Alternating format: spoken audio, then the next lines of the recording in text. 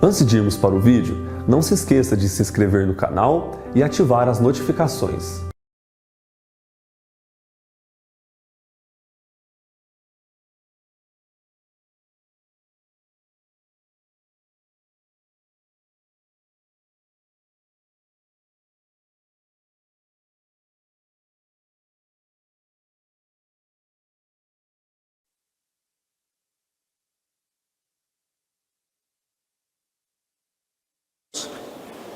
Quero saudá-los com a paz do Senhor Jesus nessa noite. Mais uma vez agradecer o privilégio de participar dessa conferência, que tenho certeza já tem sido uma bênção na vida de tantos de nós. Hoje à noite vou falar sobre o tema Somente a Graça. E queria que vocês abrissem suas Bíblias na carta de Paulo aos Efésios, capítulo 2, nós vamos ler do verso 1 até o verso 10. Hoje pela manhã falamos somente a fé, sobre somente a fé, e agora sobre somente a graça. Efésios capítulo 2, de 1 a 10. Ele vos deu vida, estando vós mortos nos vossos delitos e pecados, nos quais andastes outrora, segundo o curso desse mundo, segundo o príncipe da potestade do ar, do Espírito que agora atua nos filhos da desobediência, entre os quais também todos nós andamos outrora, segundo as inclinações da nossa carne, fazendo a vontade da carne e dos pensamentos, e éramos por natureza filhos da ira, como também os demais. Mas Deus, sendo rico em misericórdia, por causa do grande amor com que nos amou, e estando nós mortos em nossos delitos, nos deu vida juntamente com Cristo. Pela graça sois salvos. E juntamente com Ele nos ressuscitou e nos fez assentar nos lugares celestiais em Cristo Jesus, para mostrar nos séculos vindouros a suprema riqueza da sua graça em bondade para conosco em Cristo Jesus. Porque pela graça sois salvos mediante a fé. Isso não vem de vós, é dom de Deus, não de obras para que ninguém se glorie, pois somos feitura dele, criados em Cristo Jesus para boas obras, as quais Deus de antemão preparou para que andássemos nelas. Até aqui a leitura da palavra de Deus. Nós vamos orar mais uma vez, pedindo que Ele ilumine o nosso entendimento para a compreensão da sua palavra escrita. Senhor, chegamos-nos a Ti mediante Jesus Cristo, por quem todas as coisas existem e são. E por meio dele nós pedimos a iluminação do Espírito Santo na compreensão da Tua palavra, para que na leitura e exposição da mesma sejamos confortados, instruídos, corrigidos, disciplinados, encorajados, tudo de acordo com a necessidade de cada um de nós que o Senhor conhece tão bem. Dá-nos graça, humildade diante da Tua revelação e usa-nos para abençoar a vida das pessoas que nos assistem também pela internet e que acompanham esse momento. É o que nós pedimos em nome de Jesus. Amém. Queridos, aqui no capítulo 2, o apóstolo Paulo está dizendo à igreja de Éfeso a maneira pela qual Deus graciosamente os salvou da situação de miséria e pecado que eles viviam através do Evangelho. Paulo está fazendo isso porque seu objetivo com essa carta que ele escreve primeiramente para os cristãos de Éfeso e depois a carta deveria ser lida nas igrejas daquela região, o alvo de Paulo é encorajar os cristãos diante das notícias que eles tiveram da prisão de Paulo e do desânimo que isso havia acontecido. No capítulo 3, verso 13, você tem o que seria o propósito prático da carta, quando Paulo diz assim: portanto eu vos peço que não desfaleçais nas minhas tribulações por vós, pois nisso está a vossa glória. Os efésios, que eram filhos espirituais do apóstolo Paulo, haviam se convertido através da instrumentalidade dele, ao tomar conhecimento de que Paulo estava preso em Roma, tinham desanimado, estavam tentados a desanimar, diante desse questionamento, porque é que Deus havia permitido que o maior pregador da época ficasse retido em Roma, quando ainda havia tanto a ser feito em termos de pregação do Evangelho, igrejas a serem plantadas, edificadas, Qual era o propósito de Deus com tudo isso? Paulo responde com essa carta, onde ele expõe a doutrina da igreja. Ele fala da igreja como sendo o plano eterno de Deus, capítulo 1. O Pai planejou, o Filho executou esse plano e o Espírito Santo o aplica. E ele ora, ainda no capítulo 1, para que os cristãos de Éfeso possam entender a grandeza desse mistério, desse plano de Deus. E para que eles possam também entender a grandeza desse poder que foi exercido na ressurreição de Cristo. E continuando nessa oração, Paulo explica ou fala de como Deus, mediante esse grande poder, os ressuscitou de entre os mortos, unindo-os a Cristo e dando-lhes a salvação pela graça. Depois, no final do capítulo 2, ele fala da criação em Cristo de um novo homem, judeus e gentios formando a igreja. E no capítulo 3 ele fala do seu ministério. E é o ponto que ele deseja chegar. Através do seu ministério, essa verdade da igreja como sendo um novo homem em Cristo Jesus, que une judeus e gentios, Deus havia levantado Paulo para pregar isso, e é por isso que ele estava preso. Portanto, a prisão dele não era motivo de desânimo ou questionamento, mas como ele diz aqui, no verso 13 do capítulo 3, nisso está a vossa glória. Os gentios, os efésios eram gentios, e Paulo estava preso porque estava anunciando o evangelho da graça de Deus aos gentios, em contraste com os judeus. E depois aí no capítulo 3, final do capítulo 3, ele ora mais uma vez pelos efésios, e de 4 a 6 ele trata de questões práticas como unidade da igreja, dons espirituais, santificação, plenitude do Espírito, família, batalha espiritual e assim por diante. Então nós estamos aqui no coração da carta, quando o apóstolo Paulo fala da graça de Deus que libertou os gentios da sua escravidão ao pecado e os trouxe para a igreja, esse novo homem formado em Cristo Jesus. Então o que nós vamos ver é, em primeiro lugar, uma exposição que Paulo faz do estado em que eles se encontravam quando o evangelho os alcançou, versos de 1 a 3.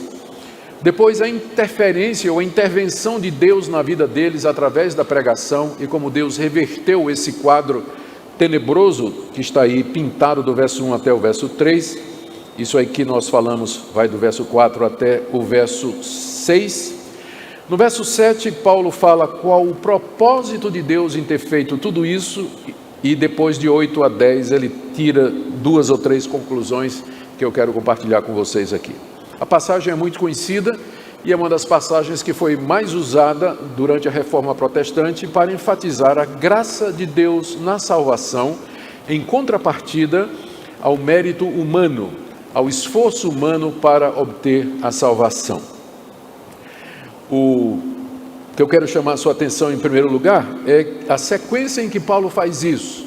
Antes de falar da graça de Deus, ele fala da situação moral e espiritual em que os efésios se encontravam quando o evangelho os alcançou, que é o conteúdo dos versos 1, 2 e 3. Você só pode entender a graça quando você entender a depravação total da raça humana. Não é sem razão que na sequência lógica dos chamados 5 pontos do calvinismo, a doutrina da depravação total vem primeiro. Se você não entender o ponto número 1 dos 5, os outros 4 não vão fazer sentido para você. Só quando você entende o que é a doutrina da depravação total, quando você percebe o efeito arrasador que o pecado teve sobre as faculdades humanas, aleijando a sua vontade, o seu arbítrio, o seu conhecimento, a sua consciência, a sua capacidade de escolha, é que você vai entender por que é necessário que haja eleição, que haja chamado e haja preservação dos santos, porque de outra maneira ninguém seria salvo. É a sequência que Paulo segue aqui. Para falar da graça, ele primeiro vai falar da depravação total, versos 1, 2 e 3. E só depois é que ele vai explicar a graça. Você só vai entender a graça se você entender o ponto número 1, que está aqui descrito nos versos 1, 2 e 3. Ou seja, os efeitos trágicos do pecado na raça humana, a ponto de colocá-los numa situação de miséria e condenação e de total impotência para a resolução por meios próprios. Paulo descreve essa situação com 4 ou 5 pensamentos.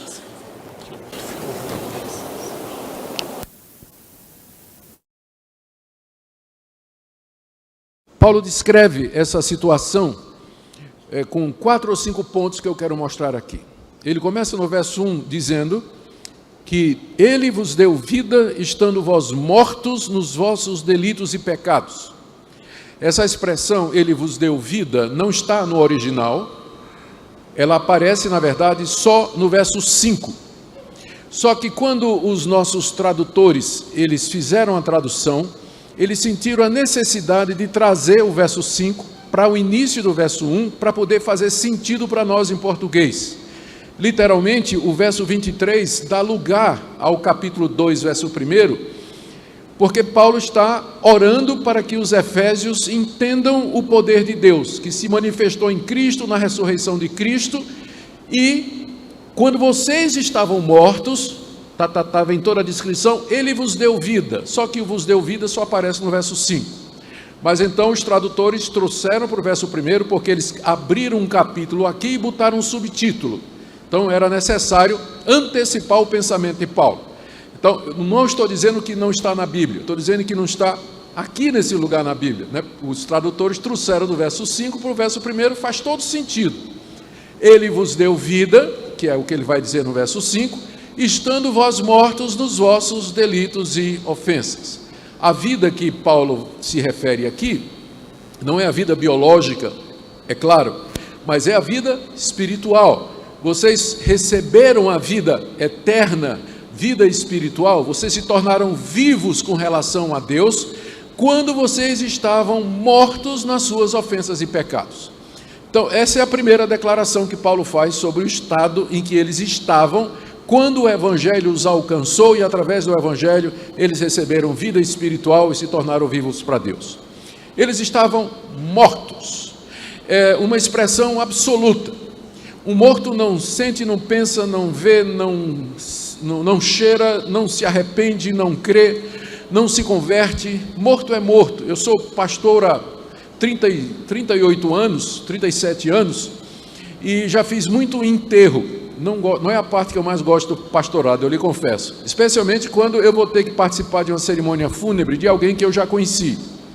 E eu me lembro da pessoa, como ela era quando estava viva, os movimentos, o jeito de falar e tudo mais. E ver aquela pessoa deitada ali no caixão, com aqueles 2 algodãozinhos aqui no nariz, não é? Eu tenho vontade de arrancar para deixar a pessoa respirando, só que a pessoa não respira mais. A visão é chocante. A pessoa está ali, está morta, ela recebe os sentimentos ou as expressões de pesar da sua família, a mulher que o abraça, a mulher que o beija, a criança que chora, o filho que derrama lágrimas sobre ele, mas ele não vê, não ouve, não sente absolutamente nada. Ele não reage, ele não pisca os olhos, ele não treme, ele não dá qualquer sinal de reação.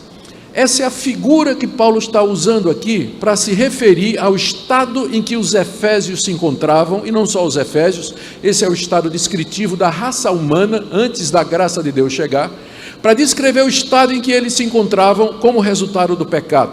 Mortos para Deus, significando que se Deus o tocar, ele não vai sentir.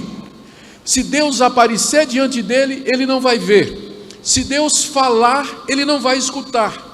Deus primeiro tem que dar vida para que ele possa reagir, para que ele possa ver a Deus, sentir a Deus, escutar a Deus, obedecer a Deus. Primeiro Deus tem que regenerar, dar vida para que a pessoa se arrependa e creia. Na sequência, na ordem da salvação bíblica, o novo nascimento vem primeiro, arrependimento, conversão e fé vem depois. É Deus quem vem primeiro e dá vida. Ele não vivifica momentaneamente para que você tenha então uma oportunidade de decidir. Não, o que nós precisamos não é de band-aid, nós precisamos é de uma cirurgia, precisamos de ressurreição, é disso que nós estamos precisando. Porque nós não estamos em coma, nós estamos mortos.